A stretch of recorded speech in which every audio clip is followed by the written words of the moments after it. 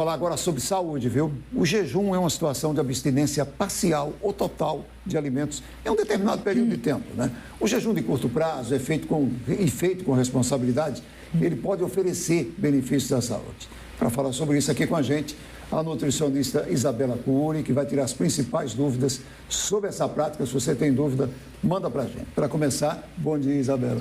Para começar, o que é o jejum intermitente? Bom dia. Bom dia, Gilvão. Bom dia, Sofia. Bom dia a todos. Então, Gilvão, o jejum intermitente é uma excelente estratégia nutricional, já muito bem respaldada pela ciência, que traz, quando bem aplicado, muitos benefícios para o nosso corpo. Ele consiste justamente no que você disse. Nas 24 horas do dia, existem duas janelas, uma alimentada e uma não alimentada. E para nós colhermos os benefícios do jejum intermitente, essa não alimentada precisa ter, no mínimo, 14 horas. Então, são 14 horas para começar a ter os benefícios. E o principal objetivo do jejum intermitente é ensinar o nosso corpo a utilizar corpos cetônicos como principal fonte de energia, que é proveniente das gorduras. O nosso corpo está acostumado a utilizar a glicose, proveniente dos carboidratos, segundo plano de proteína, que pode formar glicose. Então, esse período de cetoadaptação é fundamental, ensinar o nosso corpo, ele se adaptar, ficar eficiente metabolicamente para não só oxidar a gordura, mas transformar essa gordura em corpos cetônicos, formar os transportadores dos corpos cetônicos, para esses corpos cetônicos ser o principal combustível energético para todas as nossas células. E isso não ocorre de forma fácil, precisa de um tempo de 7 a 14 dias para cetoadaptar. E existem vários tipos de jejum, e cada jejum vai trazer um benefício correspondente ao seu tempo. Ô, Isabela, você está falando sobre essa questão dos corpos cetônicos e eu tenho certeza que tem muita gente que está em casa que não entende o que são os corpos cetônicos. Eu queria que você explicasse, por favor. Os corpos cetônicos é o metabólito final do metabolismo energético proveniente de gordura.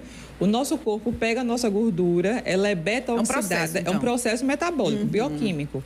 Nosso corpo pega a gordura, ela é oxidada, se transforma em ácidos graxos e esses ácidos graxos vão para o fígado e o nosso fígado produz os corpos cetônicos. Esses corpos cetônicos é como se fosse o produto final do metabolismo energético de cetose. A glicose não é o produto final do metabolismo energético dos carboidratos, então os corpos cetônicos é o produto final, é a energia do metabolismo da gordura. É outra via metabólica. A gente está acostumado à via glicolítica, é o que nós utilizamos normalmente. Depois de uma alimentação, por exemplo. Isso. E o jejum intermitente, a gente vai para a via cetogênica, que é a via que utiliza como principal fonte de energia os corpos cetônicos. Não dá para fazer por conta própria, né, Isabela?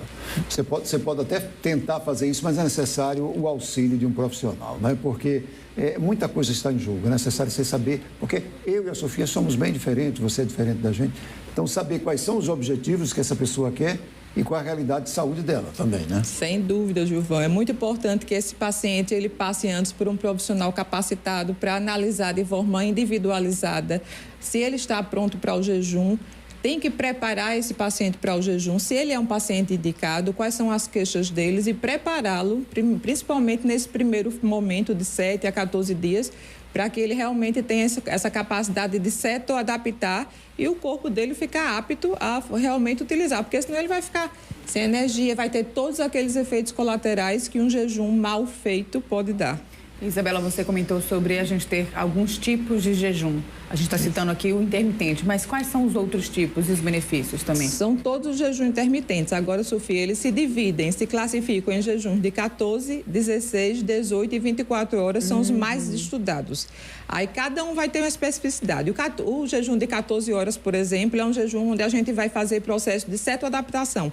Não vai trazer tantos benefícios metabólicos como os outros, mas é importante passar por esse jejum muito bem assistido, com estratégias nutricionais para cetoadaptar mais rápido.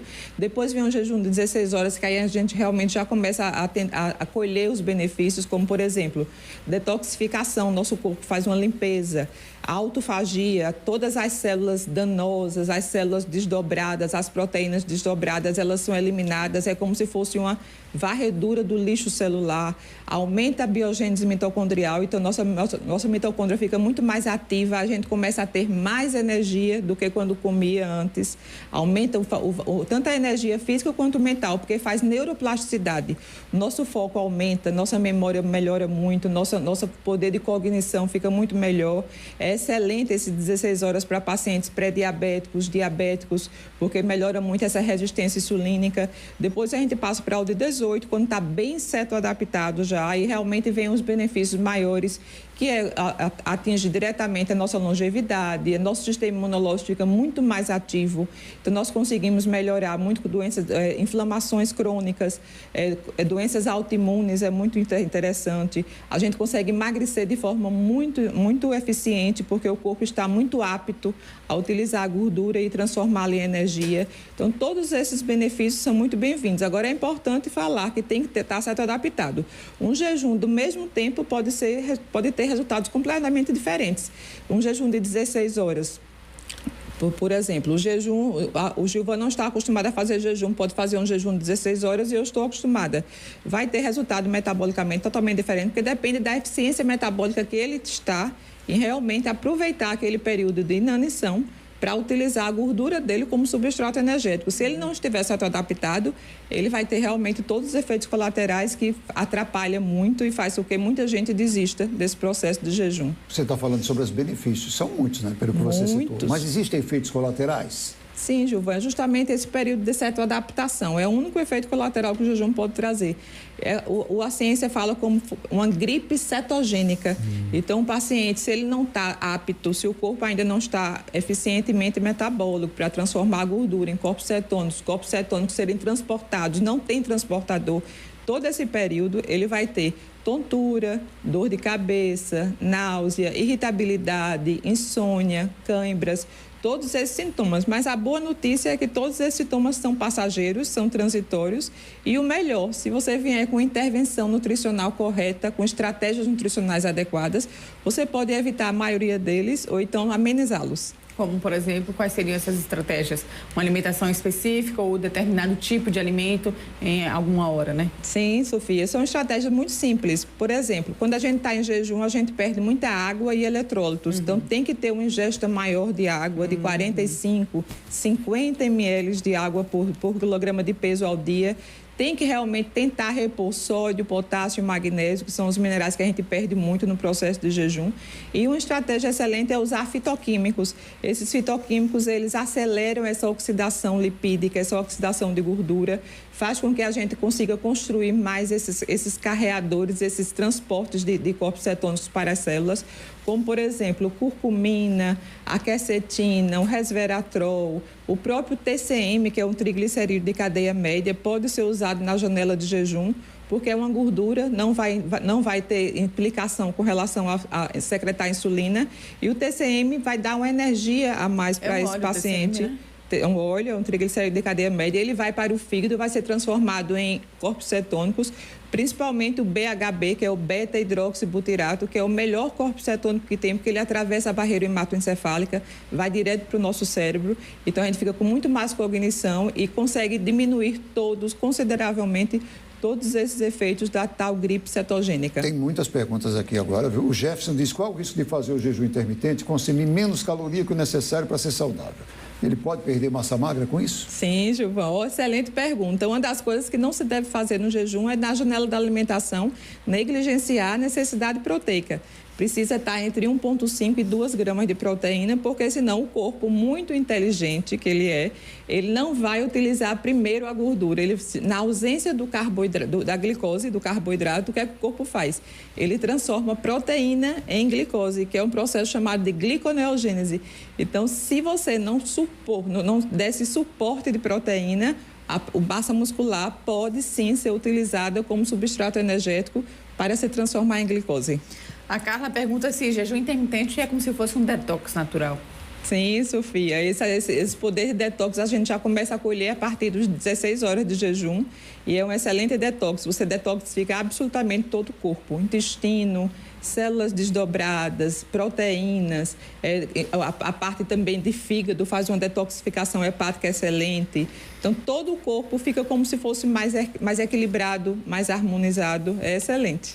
Tem a pergunta do Pablo, viu? O jejum intermitente para atletas é bom? Preciso manter minha massa magra e ter energia para os meus treinos. Como aliar isso? Excelente pergunta, Gilvan. Tem que ver o momento que esse atleta está do ciclo dele, se ele está num ciclo de muito gasto energético, se está treinando de forma muito intensa, porque, infelizmente, se você faz um jejum de 16 horas, sobram poucas horas para você se alimentar.